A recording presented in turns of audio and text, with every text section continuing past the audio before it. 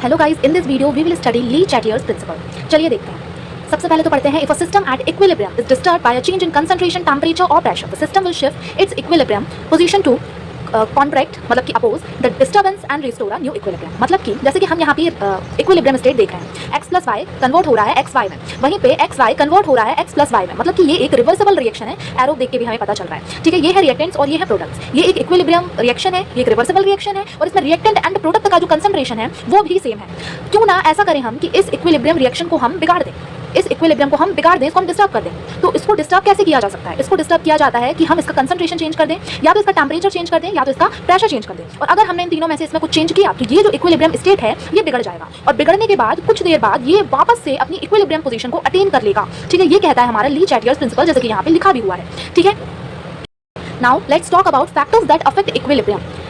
मतलब कि हम जब कंसंट्रेशन, प्रेशर या टेंपरेचर में कुछ चेंज लाएंगे, या तो उनको हम बढ़ाएंगे या तो उन्हें हम कम करेंगे, तो जो हमारा इक्विलिब्रियम है वो कैसे रिएक्ट करेगा, अब हम ये देखते हैं, ठीक है। सबसे पहले हम बात करेंगे कंसंट्रेशन की, चेंज इन कंसंट्रेशन। अगर हमने कंसंट्रेशन को बढ़ा दिया या कम कर दिया तो हमारा सिस्टम कैसे रिएक्ट करेगा, या हमारा जो इक्विलिब्रियम है वो क्या रिस्पॉन्स देगा, ठीक है। तो ये है, जैसे कि मैंने एग्जाम्पल में यहाँ पे लिखा हुआ है, ये हमारे रिएक्टेंट और ये है हमारे प्रोडक्ट। अब हमने रिएक्टेंट को बढ़ा दिया, रिएक्टेंट की कंसंट्रेशन को बढ़ा दिया, जैसे कि कंसंट्रेशन ऑफ वाई हमने क्या किया, बढ़ा दिया है, ठीक है। तो क्योंकि हमने रिएक्टेंट के कंसंट्रेशन को बढ़ाया है तो ज्यादा रिएक्टेंट बनेंगे, ठीक है, और लेस प्रोडक्ट बनेंगे, ठीक है। क्योंकि रिएक्टेंट के कंसंट्रेशन को बढ़ाया है तो ये क्या होगा, फॉरवर्ड डायरेक्शन में होगा, ठीक है। वहीं पे अगर हमने प्रोडक्ट के कंसंट्रेशन को बढ़ा दिया है, क्या किया है, प्रोडक्ट के कंसंट्रेशन को बढ़ा दिया है, तो ज्यादा प्रोडक्ट बनेंगे और लेस रिएक्टेंट बनेंगे। और क्योंकि प्रोडक्ट का कंसंट्रेशन बढ़ाया है इसलिए ये क्या होगा, बैकवर्ड डायरेक्शन में रिस्पॉन्स करेगा।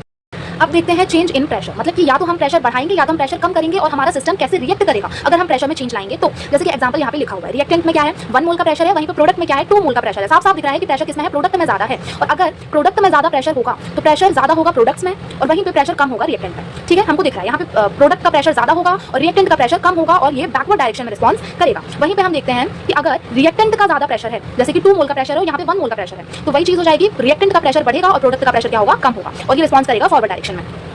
तो चलिए अब बात करते हैं चेंज इन टेंपरेचर। अब टेंपरेचर बढ़ाने या घटाने पे हमारा सिस्टम कैसे रिएक्ट करेगा। अब टेंपरेचर भी दो तरीके का होता है, या तो हीट रिलीज करता है या तो हीट एब्जॉर्ब करता है। अगर हीट रिलीज करता है मतलब कि नेगेटिव, तो कैसा होता है, ये एक्सोथर्मिक रिएक्शन होता है। वहीं पे अगर हीट एब्जॉर्ब करता है मतलब कि पॉजिटिव, तो ये एंडोथर्मिक रिएक्शन होता है, ठीक है। और एक बात जो कि हमें ध्यान रखनी है कि अगर एक्सोथर्मिक रिएक्शन है मतलब कि हीट क्या हो रही है, रिलीज हो रही है, तो हीट क्या होगा, हमारा प्रोडक्ट हीट की तरह एक्ट करेगा, या हीट होगा प्रोडक्ट, ठीक है।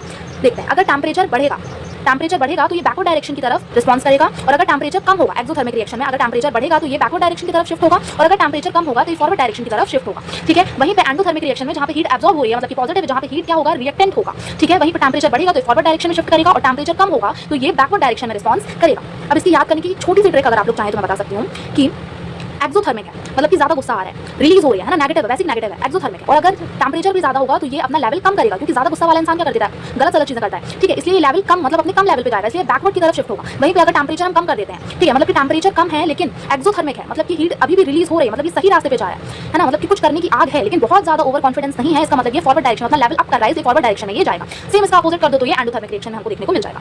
So that's it, thank you so much.